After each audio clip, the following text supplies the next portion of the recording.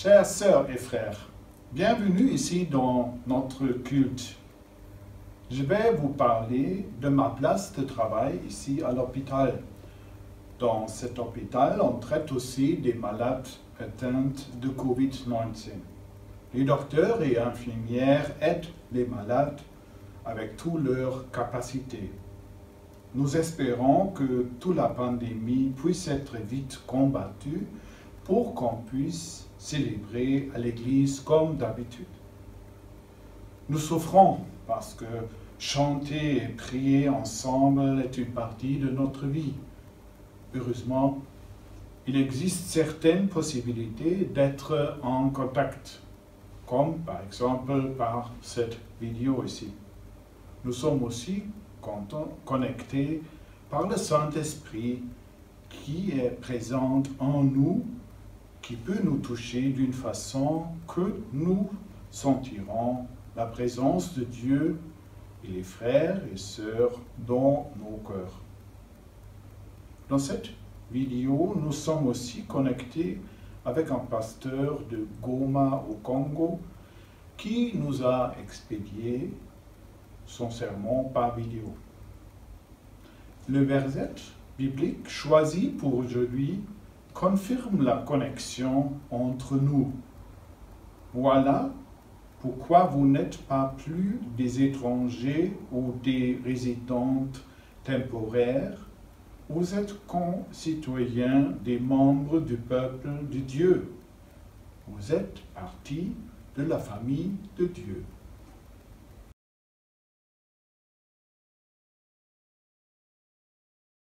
Je suis content de te voir aujourd'hui.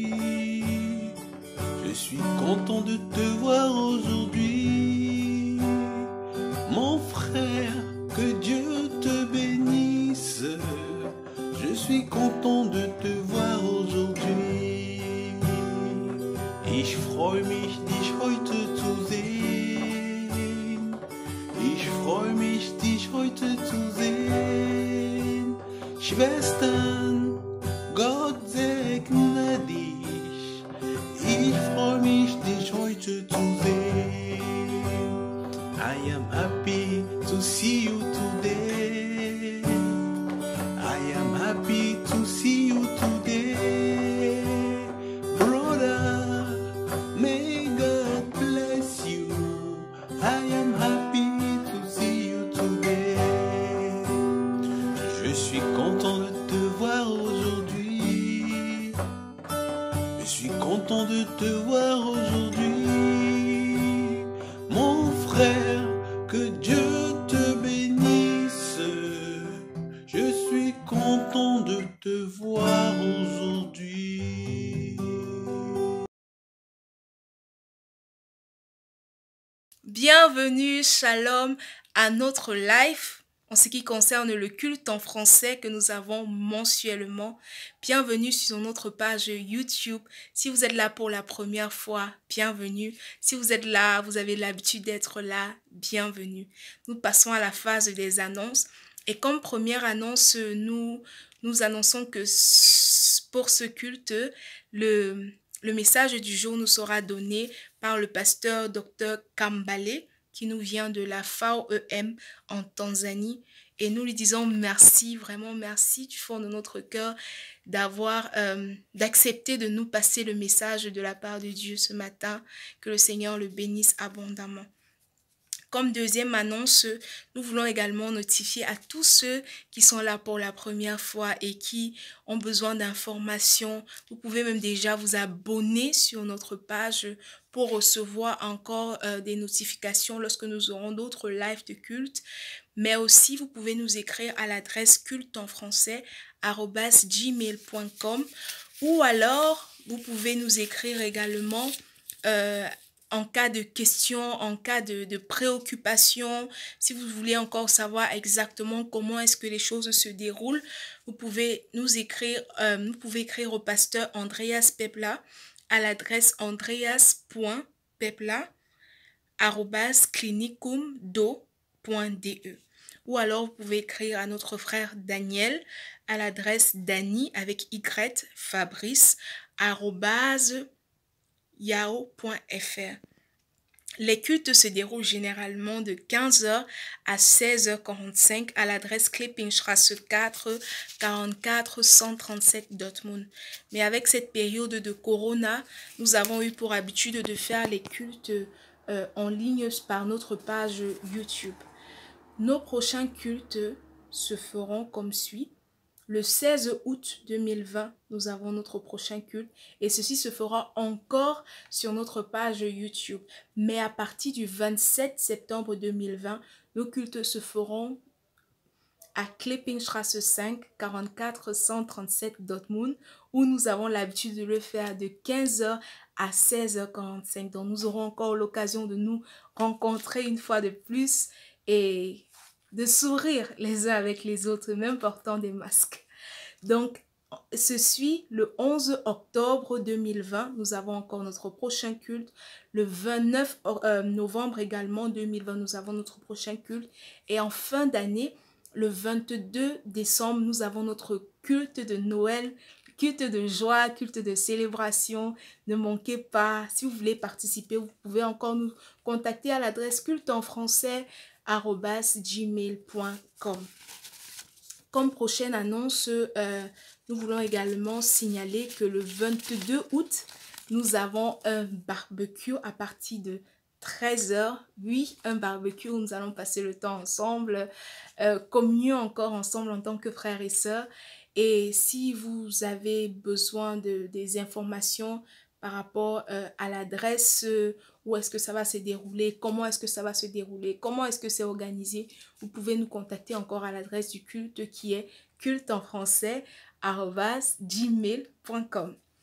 Nous voulons aussi vous remercier pour tout le soutien que vous avez eu à apporter à la famille de notre frère et de notre sœur Lucrèce et Valère, qui ont perdu leur papa, oncle, qui leur était vraiment très cher.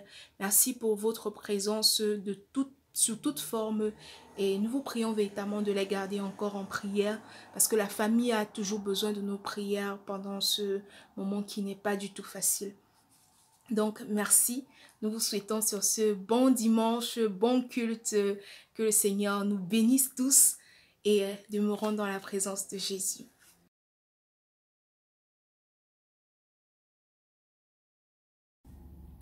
Ist es nicht wunderbar, an diesem Tag zu sein? Es ist ein Privileg, hat es nicht als klein. Ist es nicht wunderbar, an diesem Tag zu sein? Es ist ein Privileg, hat es nicht als klein. Und tut heute noch Wunder, Stunde um Stunde, Tag für Tag. Tut heute noch Wunder, Stunde um Stunde, Tag für Tag, Tag für Tag. Stunde um Stunde, Tag für Tag, Tag für Tag.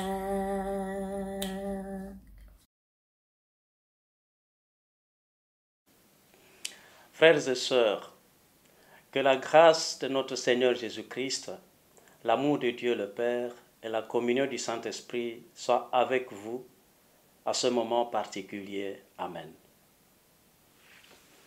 Je suis révérend docteur Kambale Kahondiabwiruka de l'église baptiste au centre de l'Afrique, de la ville de Goma, à l'est de la République démocratique du Congo.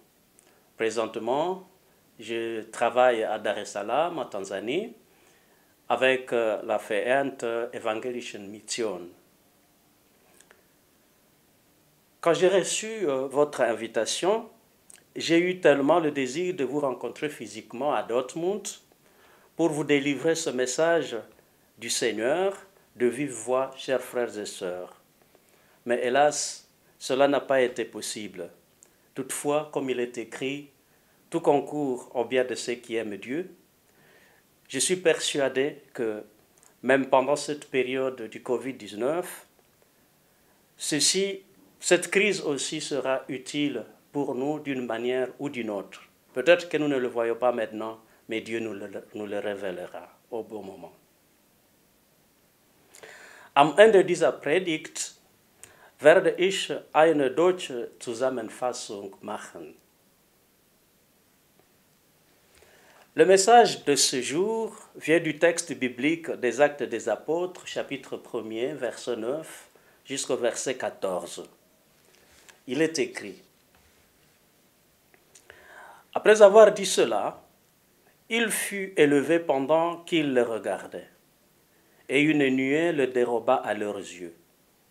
Et comme ils avaient le regard fixé vers le ciel pendant qu'ils s'en allaient, voici 2 hommes vêtus de blanc leur apparurent et dirent: Hommes galiléens, pourquoi vous arrêtez-vous à regarder au ciel? Ce Jésus qui a été enlevé au ciel du milieu de vous viendra de la même manière que vous l'avez vu allant au ciel.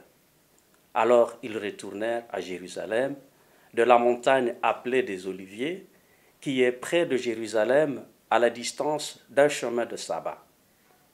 Quand ils furent arrivés, ils montèrent dans la chambre haute où ils se tenaient d'ordinaire.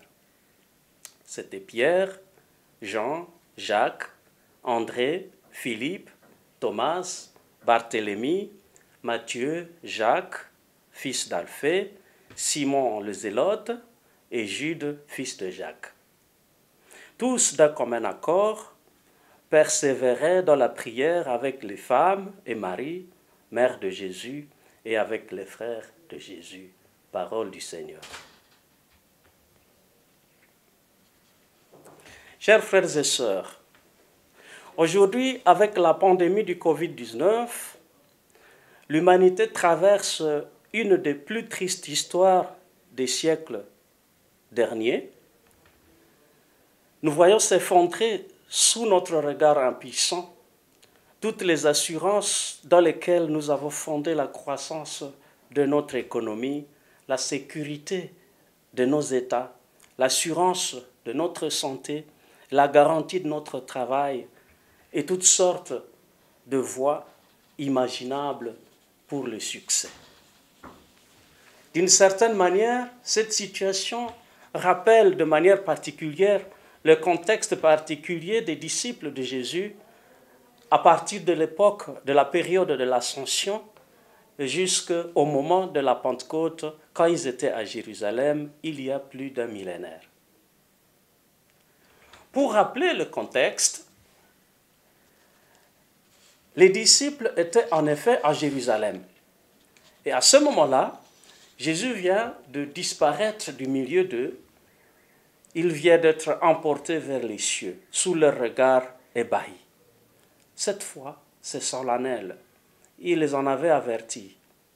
Il ne reviendra que bientôt, comme il le dit, même si lui-même, disait-il, il ne connaissait pas le jour ou l'heure, sauf le Père.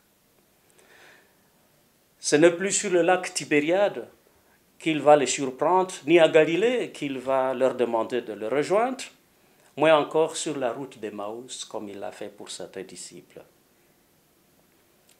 Il les avait pourtant habitués à sa présence providentielle à chaque fois qu'ils étaient dans des salles draps. Des salles draps, que ce fut lorsqu'ils ne trouvaient pas assez à manger, Jésus intervenait pour qu'ils trouvent à manger, que c'était au milieu de controverses, Jésus intervenait souvent, que ce soit au milieu, quand ils devaient payer les taxes pour l'impôt, Jésus intervenait, ou peut-être face à l'embarras d'une guérison ratée, Jésus intervenait toujours pour trouver une solution. Et même pendant les activités quotidiennes de pêche, face à une pêche stérile, Jésus intervenait toujours. Donc Jésus volait toujours à leur secours et il était devenu pour eux la garantie et l'assurance de tout.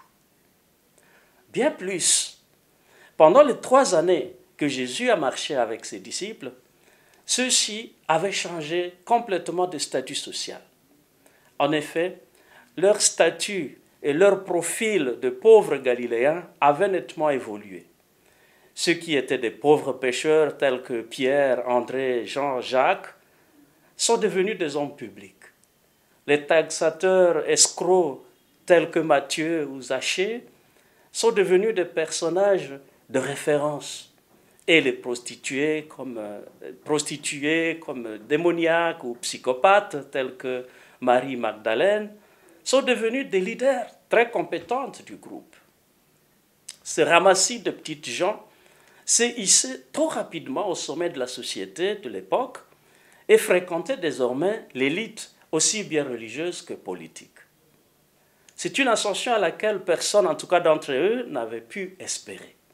Malheureusement, un événement tragique va chambouler tout leur espoir. Et cet événement, c'est la mort cruelle de Jésus. La mort de Jésus va marquer un tournant spectaculaire. Autant leur ascension a été trop rapide, autant leur désillusion est tombée sur eux comme un éclair. Tout a changé au bout d'un week-end. Un seul week-end a suffi. Jésus, leur maître, a été arrêté, malheureusement, à l'aide de l'un d'eux pour des intérêts financiers. Judas Iscariote, l'économe. Oui, l'économe. Pour lui, l'argent, comme tous les capitalistes aujourd'hui, l'argent, il en voulait toujours. Par tous les moyens, peu importe que ça fasse des dégâts, peu importe que ça fasse des morts, des victimes.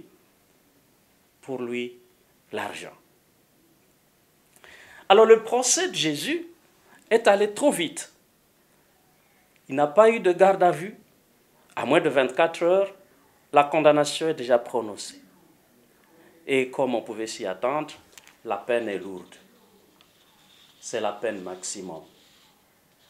On pourrait dire la peine capitale. Aujourd'hui, on parlerait de la chaise électrique ou de la pendaison. Jésus, donc, le rabbi populaire de Nazareth, n'a pas la possibilité de réunir autour de lui un cabinet d'avocats. Et même ses disciples vont disparaître pour sauver chacun sa peau. Et donc, aussitôt condamné, aussitôt exécuté, puis enterré dans la précipitation par des inconnus. Encore une fois, en un lieu non identifié, une tombe empruntée, loin du regard de sa famille, de ses amis, de ses disciples. C'est exactement la sépulture digne d'une victime de Covid-19 ou même d'Ebola. Après ce spectacle macabre, quelques rumeurs folles sur ses réapparitions circulent dans la société parmi ses amis. Ce sont des fake news, dira-t-on. Le doute alors, la peur, la psychose et les traumatismes envahissent les cœurs des disciples. Ils se cachent, enfermés dans des maisons d'amis. Car en fait, à Jérusalem, la plupart d'entre eux étaient des émigrés venus de Galilée, de Nazareth, et même du nord de l'Afrique, comme Simon de Cyrène, celui qui a porté sa croix. D'autres étaient aussi des sans-abri, car ayant été rejetés par la société suite aux maladies contagieuses, telles que la lèpre, et ils en ont été guéris à l'époque par Jésus, ou encore rejetés par la société à cause de la pauvreté due au surendettement, ou encore des gens exclus de la société à cause de leurs opinions religieuses jugées hérétiques à l'époque, ou encore suite à leur comportement moral considéré comme indigne selon la perception du moment. Finalement, le crucifié du vendredi soir va mettre fin à ce suspense, à cette sorte d'hystérie collective.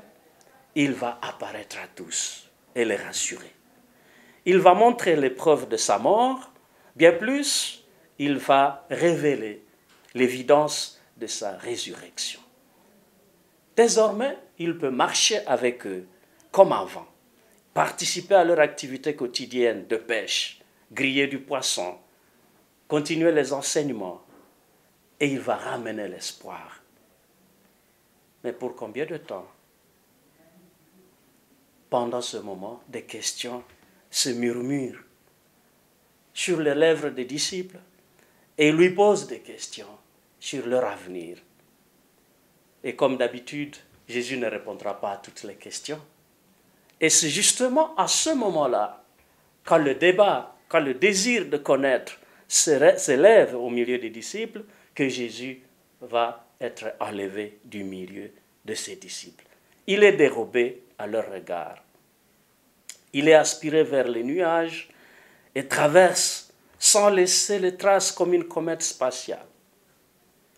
Les disciples tentent de recréer le scénario. Imaginez le voir peut-être dans les firmaments. Chacun y va de son imagination. Peut-être se disait-il, où est-il parti? Ou peut-être se demandait-il, comment ça va là-bas? Ou peut-être se disait-il, est-il déjà arrivé? Ou peut-être se disait-il, a-t-il parlé de nous à son père? Tellement de questions. Ou quand reviendra-t-il? Ce soir, demain ou après-demain?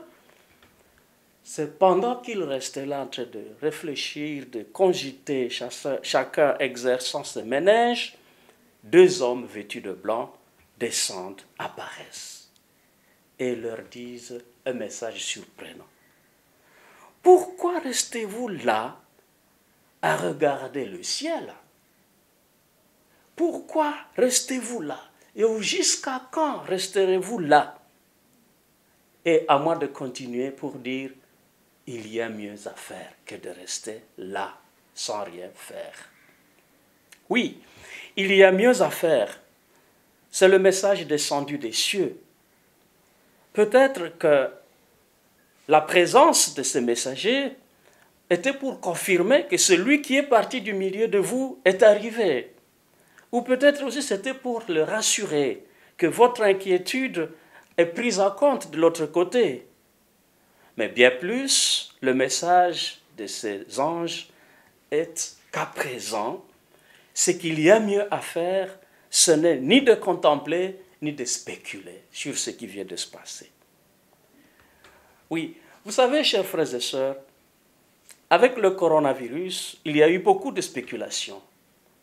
C'est par exemple, des chercheurs se sont posé la question de savoir qui est le patient zéro. Au sujet de l'origine, on se demande, est-ce origine animale ou origine humaine ou scientifique? Transmission volontaire ou accidentelle? Et viennent ensuite des blâmes contre des ressortissants des pays. Nous avons vu au début, c'était d'abord les Chinois qui étaient vus comme porteurs du virus dans le monde. Ensuite, aux États-Unis, ce sont les Européens qui ont repris le flambeau. Pour les Américains, il fallait bloquer le passage, donc le transport entre Europe et États-Unis. Puis presque dans tout le monde entier, c'est chaque pays qui voit son voisin de mauvais œil. Donc, nous avons transformé notre voisin en suspect. Et donc, ces stigmatisations nous ont conduit à beaucoup de spéculations. Plus tard, en tout cas pour la première fois dans le monde, on va attendre que pour cette pandémie, il faut chercher le coupable, le sanctionner et lui remettre la facture terrible. Qui sera le coupable? Serait-ce la Chine ou l'OMS? Eh bien, tous ces blâmes, diraient donc les hommes vêtus de blanc, ne sont pas importants maintenant, parce qu'il y a plutôt mieux à faire. Qu'est-ce qu'il y a mieux à faire? C'est l'organisation de la solidarité mondiale. La crise de la pandémie du Covid-19 nous a révélé l'impuissance de nos principes sociaux qui inspirent nos modèles économiques de développement. Ces principes fondés sur le désir d'accumulation des richesses et des biens et la surexploitation des ressources conduisent inexorablement à la destruction de l'écosystème, mettant en danger la planète entière. Le manque de solidarité entre l'homme et le reste de la création a transformé l'homme en véritable prédateur qui s'est en tout cas révélé être une redoutable menace pour la création et son auteur qui est Dieu lui-même. Si les virus, par exemple, pouvaient être d'origine animale, alors cela ne disculperait pas l'homme de sa responsabilité vis-à-vis de la gestion de l'environnement. Et si, par malheur, le virus serait d'origine scientifique ou une erreur de manipulation humaine, alors ça serait bien plus la preuve que la folie humaine a dépassé les limites du tolérable. Et à ce moment-là, qu'en pense Dieu, lui le créateur du ciel et de la terre, lui qui nous a créés à son image et qui nous a donné de vivre sur cette terre? Qu'avons-nous fait de sa création? Les anges venus du ciel après l'ascension de Jésus rappellent à nous, l'humanité, de cesser de regarder ailleurs. Lorsque, par exemple, la jeune Suédoise Greta Thunberg appelle à la solidarité mondiale face au changement climatique, on voit même des chefs d'État tourner ces appels à la dérision. Et lorsque d'autres organisations appellent les États et les multinationales à arrêter de provoquer des guerres et des misères économiques, et il faut sourd l'oreille. Et au contraire, ces mêmes créateurs de catastrophes humanitaires regardent ailleurs face aux migrants chassés de leur terre par l'égoïsme humain. Frères et sœurs dans le Seigneur, quand nos assurances artificielles s'effondrent, c'est pour nous aider à retrouver le chemin vers notre prochain qui se révèle après tout être notre meilleur soutien naturel. Même dans les sociétés où l'individualisme est développé comme modèle social, nous avons vu pendant cette crise des initiatives initiées et venues de toutes parts, des distributions de nourriture et livraisons à domicile aux personnes âgées, au personnel soignant, aux sans-abri et ainsi de suite. Bien plus, même les États toujours mal présentés dans les médias comme le Cuba ou la Russie, on les a vus sur la scène politique et la scène humanitaire, envoyer des soignants et du matériel soignant dans les pays comme l'Italie, l'Afrique du Sud. Des ouvriers agricoles, nous les avons vus venir des pays de l'Europe de l'Est pour venir sauver les récoltes en Allemagne et dans d'autres pays de l'Europe, pour que la vie continue. Peut-être que ces gestes nous alertent sur la nécessité de changer de grille de perception que nous avons de l'autre. Frères et sœurs dans le Seigneur, cette période de l'Église entre l'Ascension et la Pentecôte nous rapproche de la solidarité chrétienne, suscitée par le message des messagers venus du ciel, qui nous appelle à regarder vers notre voisin, nous approcher de lui, laisser notre égoïsme tomber face à sa sollicitude.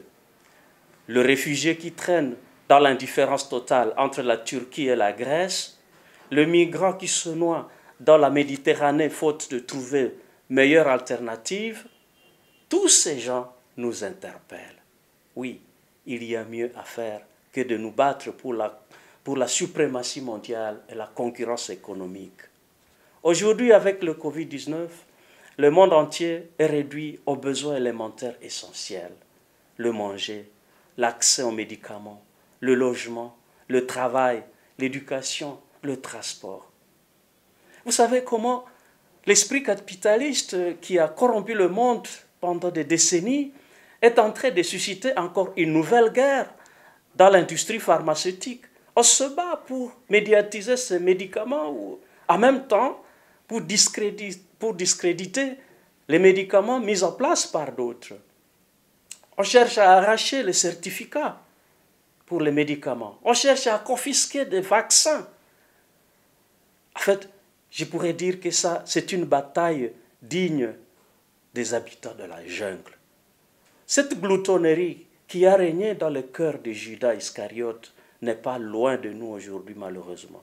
Or, nous savons comment Judas a malheureusement et tragiquement fini.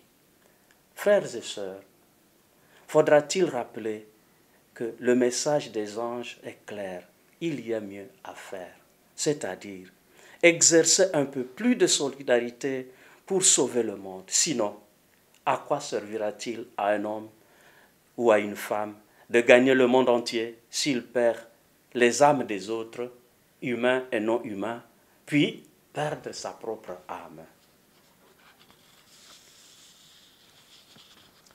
Liebe Brüder und Schwestern, unsere Predigt heute kommt aus dem Text aus Apostelgeschichte Kapitel 1, Vers 9 bis 14. Am Tag des Himmelfahrt, wenn Jesus in den Himmel aussteigt, hinterlässt er verzweifelte Jünger. Sie hatten gelernt, sich in allem auf ihn zu verlassen. Seine Abwesenheit hat eine Lehre geschaffen, nicht nur in ihrem Herzen, sondern auch in ihrem Leben. Während sie sich Sorgen um ihre Zukunft machen, erschienen ihnen zwei Engel, um sie zu trösten. Sie bitten die Jünger, keine Zeit damit zu verschwenden, darüber zu spekulieren, was gerade passiert ist, weil Jesus, der gegangen ist, zurückgekommen wird. Aber in der Zwischenzeit gibt es besser zu tun. Von diesem Moment an organisieren die Jünger Solidarität in der Gruppe, um die Herausforderungen der Zeit zu überstehen. Heute hat die Covid-19-Pandemie die gesamte Sicherheit und Versicherung der Welt weggenommen. Anstatt wir auf unsere Fehler ständig angucken und nach diesem Schuldigen um jeden Preis zu suchen, anstatt wir uns selbst zu wenden und den Rest der Welt zu ignorieren, ist es besser, christliche Solidarität zu organisieren, um die Welt aus dem Selbstsucht zu retten. Diese Selbstsucht ist der Ursprung der blutigen politischen, sogar wirtschaftlichen Kriege in der Welt heute. Diese Kriege der Selbstsucht brachten Millionen von Migranten auf gefährlichen Wegen in Exil. Einige ertrinken im Mittelmeer, andere werden als Sklaven verkauft, andere auch sterben immer noch in völliger Gleichgültigkeit an Hunger und Kälte, weil unsere Augen anderswo auf wirtschaftliches Wachstum und die politische Konkurrenz gerichtet sind. Solidarität besteht auch zwischen Menschen und der gesamten Schöpfung. Wir sollen die natürlichen Ressourcen nicht übernutzen, vielmehr sollen wir das Ökosystem schützen, denn wir sind nicht die Besitzer dieser Welt. Es gehört Gott, der Schöpfer. Er bringt auf diese Welt Menschen, Tiere, Pflanzen nach seinem Willen. Darum sind wir nicht die letzte Generation, die auf die Erde bewohnen soll. Möge die Covid-19-Pandemie uns helfen, unsere Augen zu richten, um die Realität dieser Welt im Auge zu behalten, damit wir immer verantwortungsbewusst und solidarisch handeln. Que le Seigneur nous aide donc à tourner le regard vers les prochains pour sauver notre monde de son égoïsme. Amen.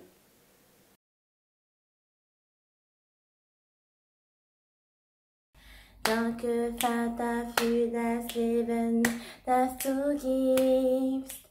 dass du deinen Sohn gabst für mich, unbegreiflich liebst, hast mich gerettet und mich neu gemacht. Danke Gott für Jesus in mir. Ich bin froh mit Jesus in meinem Haus. Gut zu wissen, jederzeit ist er hier. Mein Leben lang, Jesus in mir, in meinem Haus. Für alle Zeit und in Ewigkeit. Ich bin froh mit Jesus in meinem Haus. Gut zu wissen, jederzeit ist er hier. Mein Leben lang, Jesus in mir, in meinem Haus. Für alle Zeit und in Ewigkeit.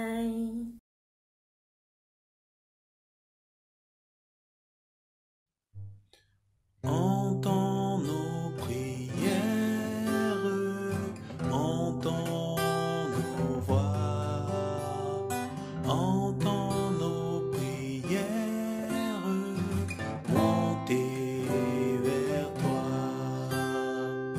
Yahweh, merci Papa parce que tu étais avec nos frères et sœurs durant ce temps de Corona. Tu étais avec, ô Père éternel, les étudiants même qui pouvaient faire les cours à distance, malgré les inconvénients de la situation qui se pose actuellement.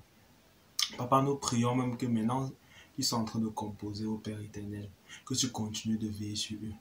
Que tu leur donnes, ô Papa, la sagesse, Père éternel, de pouvoir composer et réussir à leurs examens. Yahweh, comme disait ce texte que nous avons lu aujourd'hui, le Seigneur revient bientôt. Oui, Seigneur, Jésus revient bientôt. Papa, nous prions que tu nous donnes, ô Père éternel, de persévérer, d'être patient, de savoir attendre, ô Papa, avec patience, la venue de ton Fils Jésus-Christ. Que tu nous donnes, ô Père éternel, vraiment cette force-là, de demeurer attaché à toi, et de ne pas s'égarer jusqu'à ce que tu reviennes. Seigneur, nous prions aussi pour plus d'amour entre nous, pour plus d'amour venant de toi. Parce que c'est toi-même qui nous as enseigné comment aimer. Et nous prions que tu nous enseignes aussi comment aimer nos frères, comment aimer nos sœurs, comment s'entraimer en famille, dans la société, à l'église et partout dans le monde. Ô Père éternel, que l'amour que tu déposes en nous, nous pouvons la transmettre sans rien retenir. Amen. Entends nos prières, entends nos voix, entends nos prières, monter vers toi. Pour l'Église universelle, en particulier pour notre communauté et notre paroisse, Seigneur, que ton Esprit Saint nous éclaire, afin que nous restions toujours unis, quelles que soient les épreuves que nous traversons. Ensemble, prions le Seigneur. Pour tous les dirigeants du monde entier, en particulier nos dirigeants africains, afin que l'Esprit Saint les illumine dans les prises de décision, que nous agissons toujours au nom de notre appartenance en Jésus-Christ. Ensemble, prions le Seigneur. Entends nos prières, entends nos voix, entends nos prières, monter vers toi.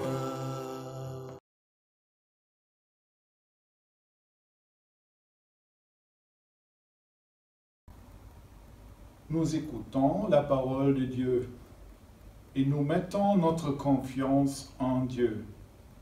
Il est toujours avec nous et sa bénédiction nous accompagne tout le temps.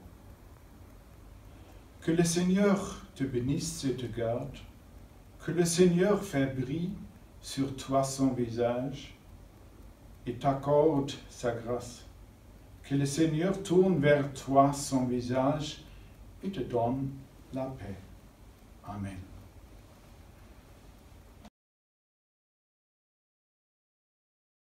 Dans mon âme, un beau soleil brille, son rayon doux et joyeux répand un éclat qui scintille, c'est le sourire de Dieu.